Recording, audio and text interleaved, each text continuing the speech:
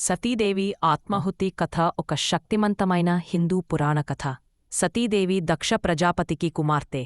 ఆమెకు శివుడిపై భక్తి ఎక్కువగా ఉండేది. అందుకే ఆమె భగవంతుడు శివుడిని పెళ్లి చేసుకుంది. కాని ఆమె తండ్రి దక్షుడు శివుణ్ణి నచ్చుకోలేదు. ఎందుకంటే శివుడు సాధారణంగా జీవించేవాడు. భస్మపుసుకుని శ్మశానంలో ఉండేవాడు. దక్షుడు ఒక భారీ యజ్ఞం, హోమం ఏర్పాటు చేశాడు. అందులో శివుడిని, సతీదేవిని ఆహ్వానించలేదు. అయినా సరే సతీదేవి తండ్రి ఇంటికి హాజరైంది. అక్కడ దక్షుడు శివుడిని బహిరంగంగా అవమానించాడు. తండ్రి శివుణ్ణి నిందించడం చూసి సతీదేవి తీవ్ర మనోవేదనకు లోనయింది.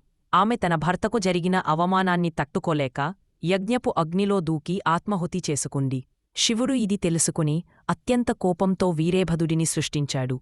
వీరేభదుడు దక్షయజ్ఞాన్ని నాశనం చేశాడు. దక్షుడిని హతమర్చాడు. ఆ తర్వాత దేవతల మనవితో శివుడు దక్షుడికి మేక తల పెట్టి పునరుద్ధరించాడు. తరువాత విష్ణుమూర్తి సతీదేవి శరీరాన్ని చూర్ణించి భూమిమీద విభిన్న ప్రదేశాల్లో వేశాడు. ఈ ప్రదేశాలే శక్తిపీఠాలు అయ్యాయి. ఈ కథ శివునిపై సతీదేవి భక్తిని, దైవ ప్రేమను మరియు